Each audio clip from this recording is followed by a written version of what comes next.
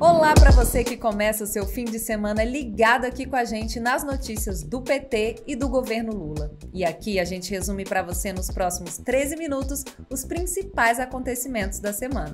Vamos falar sobre o discurso do presidente Lula na ONU, as medidas estudadas pelo governo para regular o mercado das bets e muito mais. Eu sou Larissa Sarmento e esse é o 13 Minutos, o podcast semanal de notícias da Rede PT de Comunicação.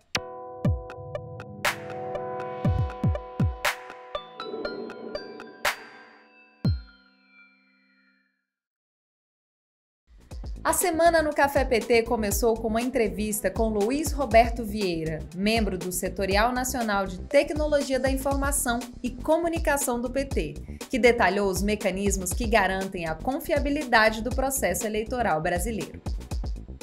Vamos deixar uma coisa assim bem clara. É a auditoria que garante que o processo funciona como deveria funcionar realmente.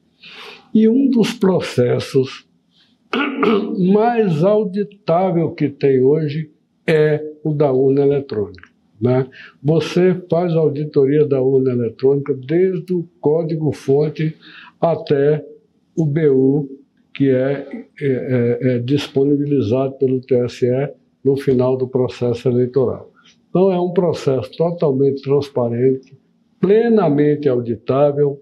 Então, isso é que garante a lisura do processo e que nos dá a confiança na urna eletrônica. Então, hoje está muito mais fácil auditar, muito mais seguro, né? Não tem por que duvidar da urna eletrônica. A Federação Brasil da Esperança, formada por PT, PCdoB e PV, lançou um guia com orientações para as eleições municipais de 2024. O documento destaca que o credenciamento de fiscais, delegados e eleitores deverá ser informado à Justiça Eleitoral pelas coligações ou comissões provisórias municipais até o dia 4 de outubro para o primeiro turno e até 25 de outubro para o segundo turno. A fiscalização do pleito é um dos principais pilares para garantir a lisura e a transparência do processo democrático. Por isso, a presença dos fiscais é fundamental para garantir que todos os procedimentos da votação sejam seguidos de acordo com a lei eleitoral. O guia completo pode ser acessado no endereço casa13.pt.org.br, na área PT. Mais de 11 mil mulheres do Partido dos Trabalhadores estão participando das eleições de 2024 em todo o Brasil, concorrendo a prefeituras e câmaras municipais. Quem traz mais detalhes é a repórter Carol Brito. O Partido dos Trabalhadores e das Trabalhadoras tem 11.373 candidaturas femininas para as eleições de 2024. Desse total, 262 disputam prefeituras. O partido está presente em quase todos os estados. Minas Gerais é o destaque, com mais mulheres petistas na disputa. Concorrendo como vice-prefeitas, temos 349 mulheres, sendo Minas Gerais, de novo, o estado com maior número de candidatas, seguido por Rio Grande do Sul e São Paulo. Além disso, 10.145 mulheres petistas disputam vagas nas câmaras municipais como vereadoras, com destaque para Minas Gerais, São Paulo, Bahia e Rio Grande do Sul. O PT teve um aumento de 25% de representatividade feminina em relação a 2016. A lista detalhada com o número de candidatas por estado está disponível no site pt.org.br. Na quarta-feira, o Café PT conversou com Nicole Porcaro, advogada, assessora legislativa e mestre em Direito Público. O assunto foi quociente eleitoral. Quociente eleitoral.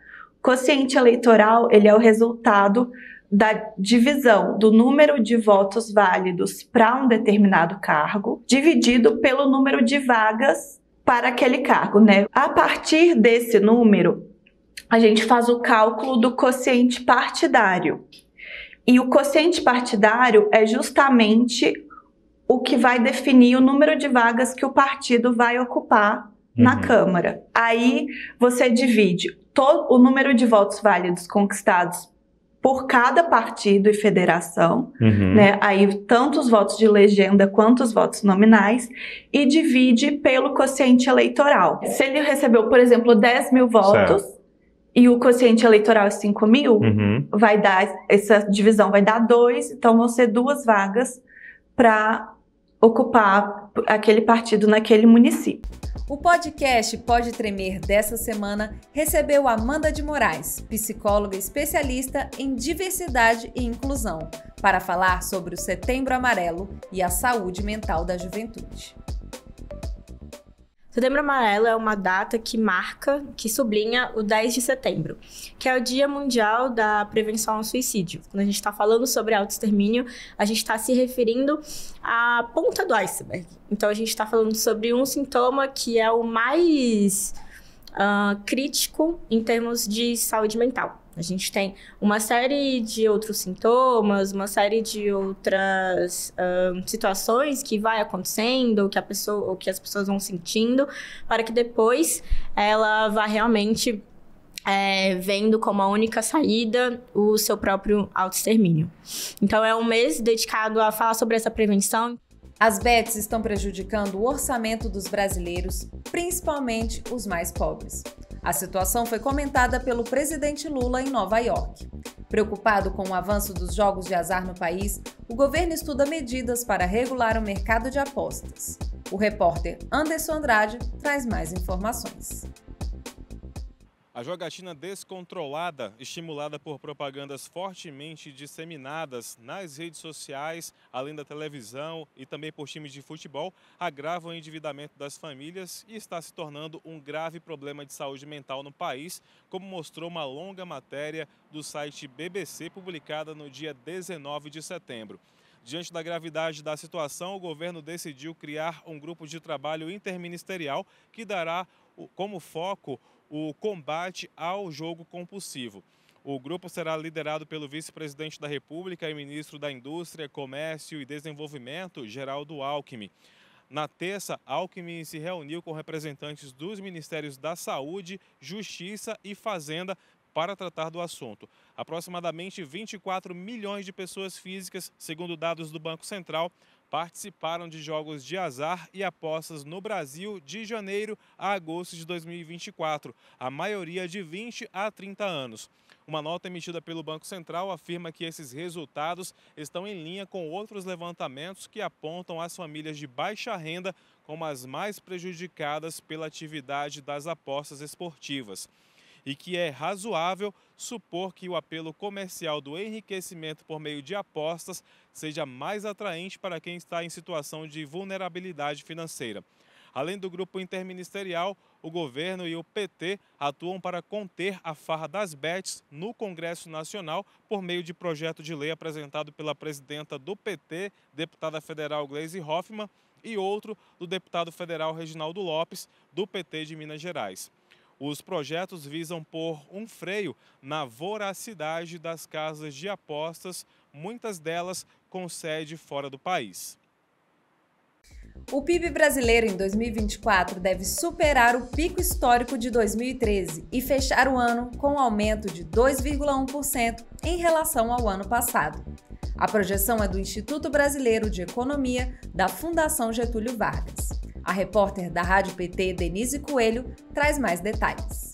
Em Nova York, nos Estados Unidos, o ministro da Fazenda afirmou, inclusive, que o Brasil está prestes a recuperar o grau de investimento até o fim do governo Lula. Fernando Haddad apresentou os avanços da economia brasileira a agências de risco. Ele explicou que esse reconhecimento foi perdido nos últimos anos, mas está confiante na reconquista da classificação, o que é importante para a economia do país para atrair novos investimentos. Reobtenção, porque o Brasil já teve grau de investimento justamente no segundo governo do presidente Lula. Nós devemos ter um aumento da nota o ano que vem. Na nossa opinião, evidentemente, cabe às agências de risco definir, mas os prognósticos da equipe técnica da Fazenda são muito bons. E isso nos deixaria, não sei se em todas, mas em pelo menos uma das agências de risco, a um passo do grau de investimento. Quando assumimos o governo, estávamos 3 degraus abaixo do grau de investimento. Nessa sexta, o Café PT conversou com o deputado federal Zeca Dirceu sobre jogos online e os projetos de lei para regular o setor. Então, nós estamos buscando criar uma restrição muito grande em relação à publicidade. O jogo é um vício tão danoso quanto o cigarro. E o Brasil tem uma boa experiência com a limitação, com uma série de restrições que foram impostas à propaganda do cigarro no nosso país já há várias décadas atrás. Então, o que nós vamos lutar, eu também estou apresentando um projeto de lei, nós vamos juntar todos esses projetos de leis. Essa semana eu falei, inclusive, com o presidente da Câmara, Arthur Lira, falei com o nosso líder, Odair Cunha. Nós temos que urgentemente votar regras mais duras, regras mais restritivas para essa publicidade. A publicidade, além de ser exagerada, ela é enganosa, porque ela está transparecendo uma possibilidade de lucro fácil, de ganhar muito dinheiro jogando. Isso não existe. Agora você confere os destaques da agenda do presidente Lula, que nesta semana esteve em viagem a Nova York. No domingo, Lula participou da primeira sessão da Cúpula do Futuro na cidade norte-americana. Na segunda, ele recebeu o prêmio por políticas de combate à fome e à pobreza da iniciativa Goalkeepers, organizada pela Fundação Bill e Melinda Gates. Ainda em Nova York, o presidente Lula discursou na última terça na abertura da Assembleia Geral da Organização das Nações Unidas. Lula ainda promoveu, junto ao presidente de governo da Espanha, Pedro Sánchez, um evento à margem da Assembleia da ONU, intitulado Em Defesa da Democracia, Combatendo o Extremismo. Na quarta, o presidente participou junto com ministros da sessão de abertura da reunião ministerial do G20 e concedeu entrevista coletiva na sede da ONU e defendeu uma reforma da Organização das Nações Unidas. Todo mundo sabe que o Brasil tem falado, insistido e tentado articular com outros presidentes a necessidade da gente renovar as Nações Unidas para que ela possa resolver conflitos que hoje estão simplesmente à deriva porque não tem governança global no mundo. Então, o que nós estamos defendendo é que haja uma nova geopolítica, uma nova conformação geopolítica para que a gente possa ter a totalidade dos continentes representadas na ONU, inclusive no Conselho de Segurança, acabando com o direito de veto e aumentando o poder de comando das Nações Unidas. E esse foi mais um 13 Minutos com os destaques dos últimos dias na TV PT. Se você ainda não segue o 13 Minutos no seu aplicativo, clica aí no botão seguir para você não perder nenhum episódio. E se você gostou, pode deixar 5 estrelas na avaliação. Agora eu me despeço de você desejando um ótimo final de semana.